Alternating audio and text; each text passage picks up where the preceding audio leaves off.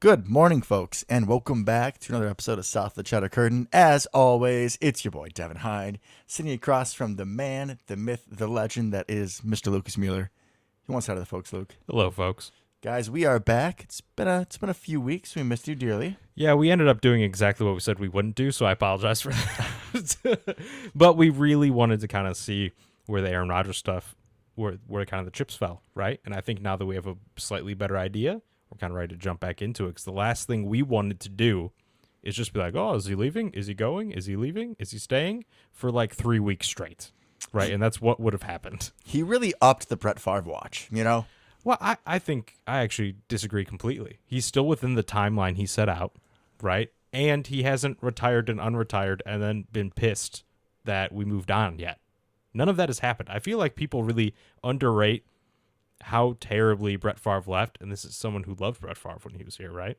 But the whole retire, unretire, his saga went into the summer for like 3 years in a row, certainly 2. Aaron's wrapped this thing up by March every year so far. Okay, maybe I'll rewind. Instead of saying upped, I'll say followed in similar footsteps. Granted, he hasn't taken us through the summer, but he is still, again, holding us hostage, so we can't continue, thinking about who we're going to go into free agency and all the other stuff in the offseason. I don't think he's necessarily holding the team hostage yet. I think he will as of next week when free agency starts. Oh, if he hasn't come up with a decision by then. Then we've started a problem. But he's mostly just holding the fans hostage at this point, which honestly, I don't really blame him for. I mean, he has a life. He doesn't have to make a decision, so we can be happy. It's about him, right? It's his decision. But I understand that, but you're also... The next bit of news is that he's been out of his darkness retreat. If some of you somehow missed it, Aaron decided that in order to search his soul and his mind and to find the answers that he needed to guide him on what he's going to do in the future, he went into a darkness retreat, which apparently is a paid service that you can do where you go in some facility. I thought it was going to be in a cave somewhere, but no, it's a facility, and they just lock you in for thousands of dollars a day, give you 3 square meals. And you sit in the dark. Yeah, Aaron was supposed to be there, I think, for 5 days, but left after 3. Well, I think the big thing here is, and looking at this in hindsight, I don't think necessarily that retreat, if we want to call it that, was really about finding exactly what he wanted to do. I think it probably just he decided if he wanted to keep playing or not. Right? I mean, we had talked about this afterwards, that I kind of assumed that once he came out, we would have an answer, and you're like, Devin, this isn't Groundhog Day. Yeah. So his exact words. He's not going to pop out and be like, oh, 6 more weeks of me trying to figure it out, or nope, I got it. I think he probably just decided he wanted to play, and then the Packers and the Jets had to kind of figure out what to do with that information. That's what I think happened. I'm not as sold on that because we're not even sure if he's still for sure going to play. I think he's still weighing his options. I just thought that we would have had a more clear, direct answer after he was done, because now, like, I'm not trying to, rush ahead too much, but he's already met with the Jets, and we still don't have an answer. And apparently there's already a trade set up with the Jets, and we still don't have an answer. I think what I suspect, like I said, is he decided he wanted to keep playing. Right? Okay, cool. Well, the Packers apparently don't particularly want him anymore. Oh, right? No, they do not. And we'll get to that. That doesn't necessarily mean he wants to go to the Jets. So being open to going to the Jets and being like, yes, 100%, I'm going to move to New York. I'm going to finish my career there. I think I can win a Super Bowl there. Not the same thing, right? So, yes, there is still, I think, potential, and I'm sure you would agree that he hangs it up, right? A lot rides on exactly what happened when the Jets came to talk to him, I think. But I think he decided he wanted to play, and now he's weighing between, okay, is this Jets team really a good option for me? Yeah, I mean, I think that it is. I don't know if we want to jump to there yet, but I think this Jets team is the best opportunity he would have out of any team that would actually be needing a quarterback that would realistically be in a spot. I mean, this team's defense was absolutely loaded. We played against them last year. A lot of good pieces on offense, right? You got Robert Saleh, the defensive head coach. You know, your boy Nathaniel Hackett, who I know was a bit of a meme when he was in Denver, but he was Aaron's boy back in Green Bay. And just because you're not a good head coach doesn't mean you're not a good coach in general. Yeah. We see this all the time where we have offensive defensive coordinators that do great. You know, the next the next step in the line is to go get a head coaching job. They're shit at that, and they go back to being a great coordinator, and then they just stay there. Correct. And I think slightly off topic, but I think we're seeing a little bit of this, not to that degree, but with the Packers, right? We just, a little bit of news here, but we kind of promoted Rich Bisaccia to assistant head coach, right? Mm-hmm. Just did that. And I think that's largely because our boy Matt LaFleur, who I think is a good head coach, but I think he probably needs a little help in the rah-rah aspect. You know what I mean? I think he does need a little help in the rah-rah aspect. So just because you're a super smart dude and you get along with the players and you're a great play caller coordinator, know a ton, there's still aspects of being a head coach that maybe you're not the greatest at, right? And Nathaniel Hackett was set up to absolutely fail in Denver, the more we've heard about it. Oh, Denver was a absolute dumpster fire. Right. So he did all he could to just try to make everybody happy, and then at the end of the day, he's the one that got kicked out the door. So, yeah, but I think you got your boy there. You already know kind of what the offense is going to look like because it's Nathaniel Hackett's offense. I'm sure Aaron Rodgers knows exactly what Nathaniel Hackett likes to run. Right? Yeah. I think he's got an idea. So, I think on paper it's a pretty good spot for him. And clearly the players there want him. That much has been made obvious. Oh, yeah. Sauce Gardner took to Twitter, Instagram, some of the social media. Probably all the above. Yeah. And he decided to burn the cheese head that he stole from Lambeau, which is a little sacrilegious in my book, a little far. He was just...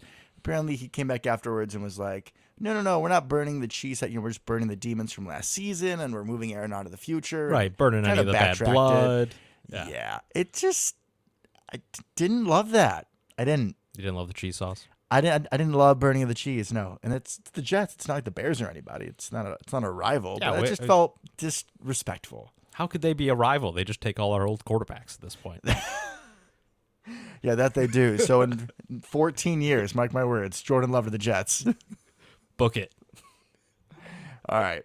So this little tidbit that we should get to, Luke and I are aware, and I'm sure a lot of you guys already are, it was Mark Murphy's damning words of yesterday. So our lovely owner? President. President. He's Yeah, the president. It's always weird in our kind franchise. of the de facto owner when, like, owner meetings and stuff, he's the guy that goes. I was going to say, because he's not the owner. We're the owners. Yeah, that's us, How man. did I almost forget for a second? So Mark Murphy went to some college basketball, high school basketball, women's game. I don't know exactly, in Green Bay. And he was, of course, asked about the situation. And somebody had asked him, hey, like, is there any chance that Aaron's back? And Murphy said, yeah. I mean, unless if things don't work out the way we want them, yeah, we would. He's obviously a great player. Yikes. What are you doing, man? Yikes. We should have learned by not let Mark Murphy talk. I mean, the man's just telling the truth. Agreed, but like what good does that do you? I don't know if it doesn't do you any good. What I will say is that if we've already had the trade sorted out with the Jets, and there are reports that that's the case, that the Packers and the Jets have talked about trade talks for Aaron Rodgers, and it's all set. We're just waiting for Aaron's approval. I don't know if personal opinion here for a second. Sorry to interject. Is I don't know if it's 100% set, but clearly I think there's a framework involved. I hope it's a pretty steelwork framework, because after you just said that, if that trade is not set up, we just lose so much leverage, like a round or two, for whatever draft pick it is. You just also major leverage. So I'm hoping that it actually is set as we're led to believe. Hope so. We will see in time. I'm sure if it wasn't, and I'm sure that if we lost capital from Mark Murphy being a dum-dum, we'll hear about it. Of that, I am sure. This is the same guy that went out there on national media and called Aaron Rodgers a complicated fella. So not the guy I want to put in front of a microphone to deal with anything about Aaron Rodgers, because bad things happen. I should put you out there instead. Sure. No problem. I'll talk about it. I'll just be like, love Aaron. You got to try to keep the leverage up, man. Be like, love Aaron, would love him to have back. Love to have him back. If he feels like we're not a fit, we'll see what we can do, but we would love to have him back in the building. Boom, done. That's it. That's all you got to do. Would it be that hard? No, sir. No, sir. That's literally your job, my guy. You want to keep the leverage up. That's the whole goal here, is to maximize what we can get back. Because it's not going to be the Russell Wilson haul we saw last year, or what we could have seen the last 2 years. No, it'll be a little less. I just wanted to take this quote from a couple angles, because You have how that affects the potential trade with the Jets, and Right. hopefully it doesn't. But oh my God, if there was any part of Aaron Rodgers that wanted to come back and play for the Packers, no. Yeah, no, he's going to be pissed about that. You know what? I'm going to say there's a 15% chance that he is so pissed from that he retires just to spite him. Just to like, spite nah, him so you you don't get get any nothing. picks. You get nothing. How dare you? How dare you? Honestly, there's a chance. There's a chance. I really hope that, like you said, everything's kind of worked out already. So this doesn't damage us. Or I guess the only other hope I have is that Aaron knows Mark Murphy well enough to know that he's bad at talking when put on the spot. Luke, I don't think that was a verbal snafu like I would do. I think that's exactly how he felt, and he was just very honest about it. I agree, but come on, man. I mean, you shouldn't have said it. Okay, it is unfortunate that you said it like that, even if a lot of us knew you were feeling that way. But just to go and straight up say it, he wasn't trying to be malicious. He was speaking a fact. But yeah, that fact is going to hurt Aaron's feelings and potentially his trade value. Yeah, not something you want to put out there, even if it's what you believe, right? That's all there is At to it. least not before all these things happen, right? You can say afterwards, "Oh yeah, we wanted to move on," but saying beforehand can potentially complicate our situation just a little bit. 100%. And a situation that's already been a lot of talk about exactly what we may receive. So this whole episode, we're just going to assume he's gone, right? We're going to assume he's going to the Jets. Oh, he better be, or else this is going to be the worst TV drama I've seen in years next season. Correct. Oh, wait, so you're saying you want him gone? Did I hear that? No, I did not say that. I've never said I want him not what I gone. heard. But I'm saying I'm assuming he's gone at this point, given the information we have to go off of. So Nice backtrack. on backtrack, clarification. So what exactly do you think we're going to get? There's been a lot of talk all the way from like, we're going to get a first round pick in players, or we're going to get lots of picks, to like, you may get like a third rounder and like it, which I think is ridiculous. But kind of, where do you fall? What would you hope to get back?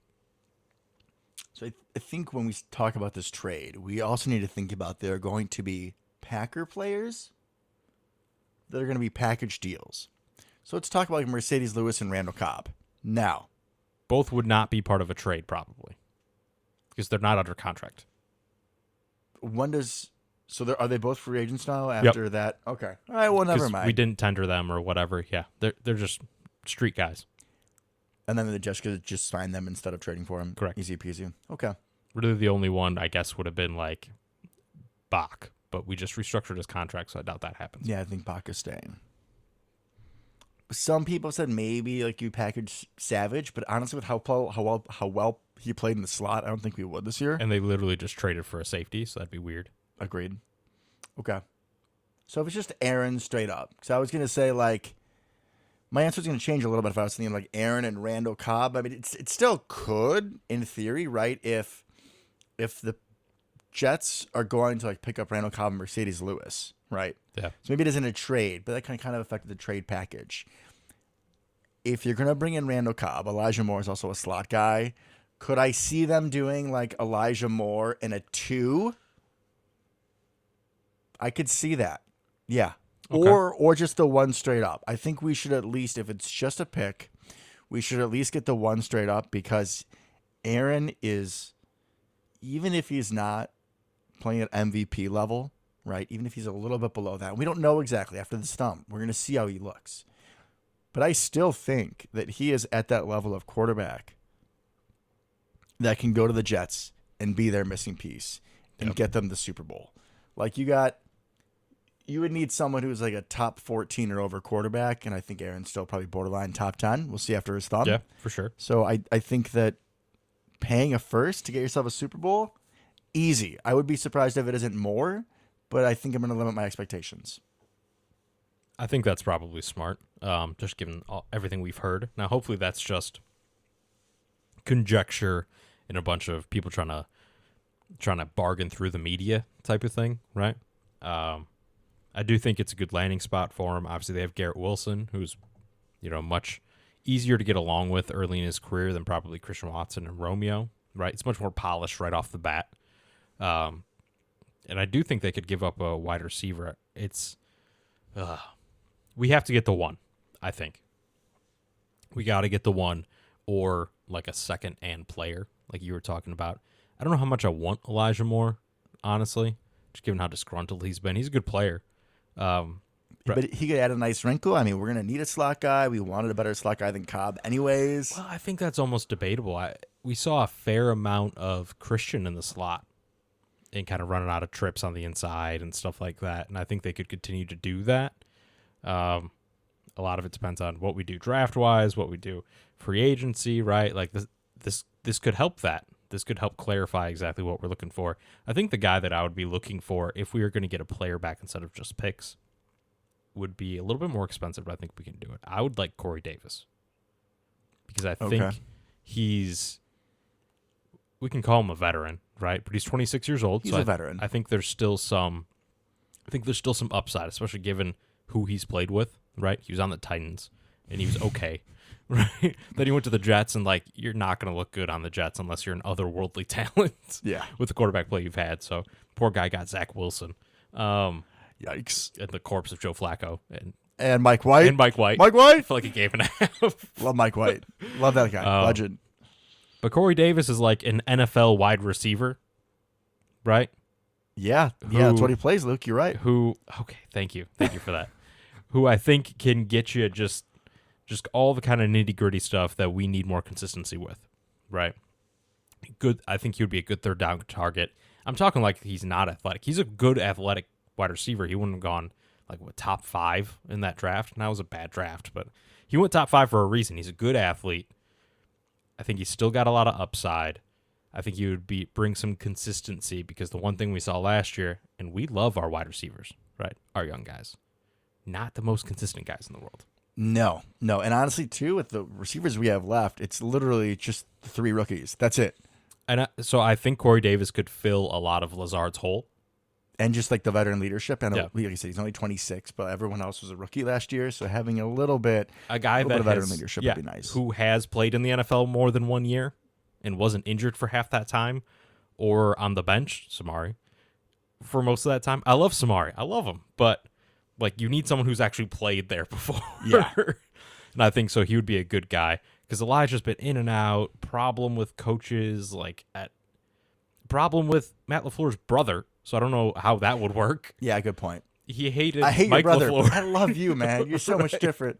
Your shade of green is so much better. I can't imagine that would go great. So if we were going to get somebody back, like a second-round pick in Corey Davis or something, and his contract's not crazy. I think it's like $10 million or something like that, which right crazy? now... We're going to have money. We have a little money. I mean, we're not going to have a ton because we're going to have to eat a lot of dead cap, but we yes. got a little bit of money. It's nice. We'll have a little bit of money, especially with the Bach restructure. And so he'll be cheaper than Lazard's probably going to get on the free agent market. Oh, Lazard's going to get overpaid for sure. Oh, this market is terrible too. So yeah, I think that would be a good move. Otherwise, I want the first and then maybe some pick swaps type of thing where we get like a first and a second and we give up Aaron and a third or something along those lines. I'd be okay with that, yeah, but like an upgrade in a round. I think that exact trade I'd be happy with. First and a second for Aaron and a third. I'd be cool with that, especially we're talking about what the Jets hold pick 13. Yeah, so it'd be 13 and 15. It'd be us, Patriots, us. I mean, we could do some damage there, right? And we know the Patriots aren't going to pick whoever we want. They're going to pick some random schmuck out of like North Idaho State University D3 guy who will turn out good, but not exactly our style. Yeah, of late they're known for their strange picks, pun intended. Cole Strange, right? But yeah, they're not going to pick whatever defensive guy out of Georgia is hot at the moment like we would. So, oh, yeah, no, we're just taking all Bulldogs. All Bulldogs the entire draft. Hey, we got a couple. Next episode, we're going to talk about a couple. Oh, boy. Going back down to Georgia, Goody. We call that a teaser. So we're basically just waiting for Aaron to make up his mind. I feel like he pretty much just has to accept this trade unless he wants to be spiteful and retire. Just to be like, F you. But in my mind, there is 0% chance he comes back to the Packers. It's done. So, quick question here. What do you want him to do? Because there's a part of me that would still like for him to retire as a Packer, and there's only one way to do that. And I know that is not best for the franchise, but it's going to hurt a little bit to see him play in a different shade of green. I'm completely different as always. It's not going to hurt. And even after Brett threw that pick against the Giants and crushed my dreams of the Packers winning a Super Bowl, I was like, it's never going to happen now. I was very upset. And then he does his whole, drama, offseason, retire, unretire, and goes to the Jets. I remember watching highlights on, Sunday nights of those games, and I remember rooting for him. Yeah, I rooted for him too. I remember just, it was different when he got to Minnesota. I thought it was like scorched earth, like, F this guy. But then he was really good, was part of the problem. That was also terrifying. Yeah, I was like, where was this for most of my childhood, Brett? This is what I had heard about, and now here you are 10 years later. Okay. All right, man. I mean, I think that for the Packers aspect, looking at it that way, we're helped out a lot more if we have 100%. another first-round pick. And my God, Luke, we think about how excited we were for Rashawn Gary, and yeah, he took a little bit of time. But think about some of these freak athletes we've gotten early. Mm-hmm. We could have 2 of them in the first round. 2 of them. Some of the guys we talked about. Again, teaser. We'll get to it next episode. But just think about getting both of those guys on a roster that we do have some good pieces. We do have some good playmakers, man. Yep. Like, next year going to be the season of love. And I mean, in more ways than one. So I think that'd be great. And, let Aaron go see what he can do. And I know they're in the same division as my Bills, but like, I'll be rooting for you, Aaron. I'll be rooting for you.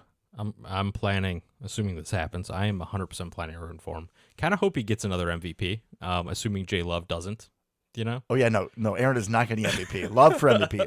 Love always wins. Okay. Don't forget that, Luke. You got really high standards for the guy. Let's not anoint him the third Hall of Famer. I mean, I was speaking more metaphorically, like deep here, but okay. You take it at analytics alone. I would love to see him succeed wherever he goes. We're not going to make this kind of the mushy goodbye Aaron Rodgers episode. That will be coming. Don't worry, guys. I got a lot to say once he leaves. Can Luke cry on the show for once? There's a chance. But it would be sad to see him go, but I definitely want the best for him. I don't think we're leaving on bad terms if this is how it goes down. So 100%, I'm going to root for the guy no matter what happens. It'll be interesting to see what Aaron says when he makes this decision. So far this past offseason, he's been very at peace with everything, understands it's a business. And so you have this very, newer kind of revelation mindset of Aaron with the ayahuasca and peace and happiness. And honestly, except for the ayahuasca, there's been bits of that I've tried to take into my own life, right? Yeah, Peace, I think happiness, choosing love, all that stuff. It's good. It's good. However, there is this other side of Aaron. Oh, there is. He hasn't come out lately. But is he still back there? Is that still that little, the devil and the angel in his head, and that devil is still back there? We'll see if he comes out. Hoping he doesn't. But if he does, it'll make for a must-watch television. I kind of hope it comes out on the field, if nothing else, because Scorched Earth Aaron is the best Aaron. Oh, my God. I mean, yeah, just after his replacement, he'll win 2 straight MVPs. Yeah, just to spite people, which 100%, if he goes to New York, there's a good chance that's kind of what comes, at least mentality-wise. I'm not going to say he's going to win back-to-back MVPs or anything like that, but mentality-wise, I would not be surprised if he's like, all right, I'm going to show everybody this was the wrong move. Oh. I'm still that guy. 100%. If he goes to the Jets and they can keep most of that roster intact, which I believe they should, and then add a few pieces in the draft, I mean, they're not the pick in the AFC, but they're up there, man. Yep. I mean, I would go like Chiefs, Bengals, Bills.